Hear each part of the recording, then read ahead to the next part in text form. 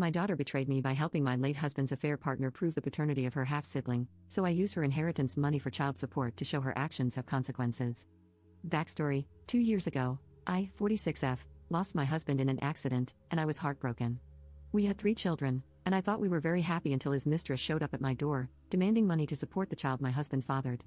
I didn't believe her, but she was able to prove it with screenshots, messages, etc.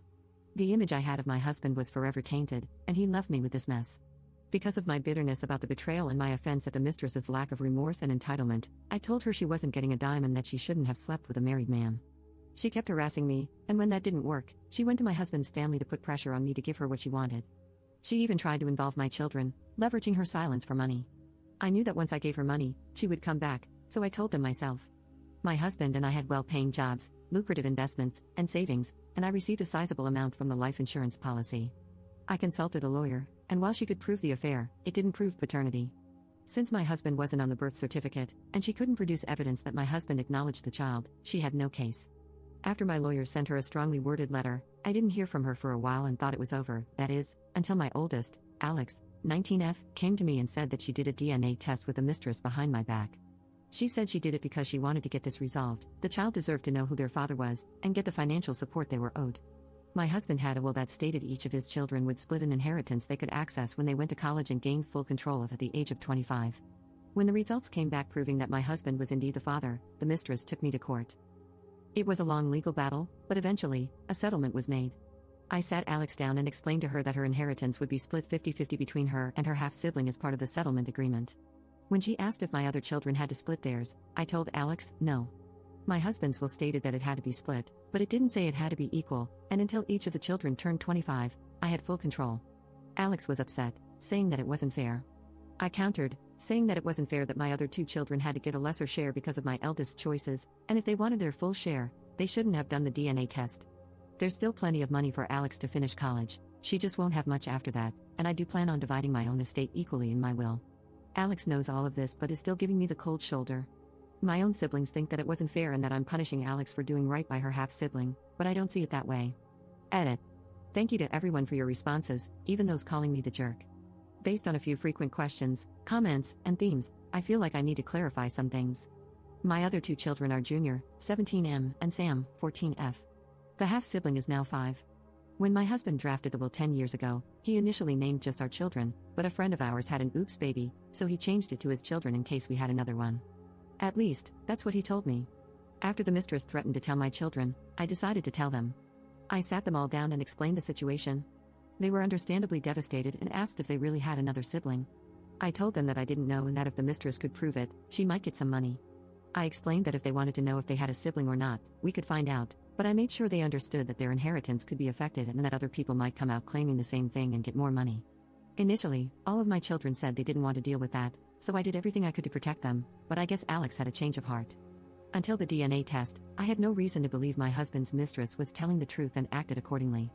I kept following my lawyer's advice, and if she wanted the money, the burden of proof was on her. While some of you might think I'm the jerk, please understand that my decision wasn't spiteful. If I really wanted to punish Alex, I would just tell her she wasn't getting any more money since she already used some of it for her first year of college, so the guidelines of the will were technically already met. I still plan on leaving them an equal share of inheritance from my estate too. Update 1. Thank you so much for all the responses, even those who didn't fully agree with me, because they provided valuable perspective. I also wanted to give an update and answer some questions for anyone who is curious, so here it goes.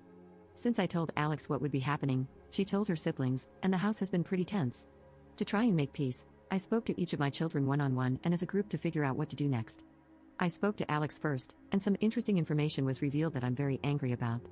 Apparently, the mistress created a fake profile and manipulated my daughter into befriending her. After gaining my daughter's trust, she pretended that she was in a similar situation and said that a DNA test would prove there was no paternity.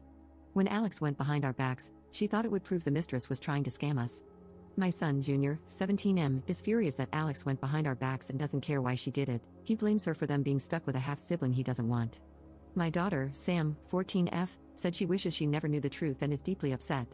I asked my children if, now that they know the truth, they would want a relationship with their half-sibling. Junior clearly wants nothing to do with the child and says that Alex should feel lucky he still considers her a sister.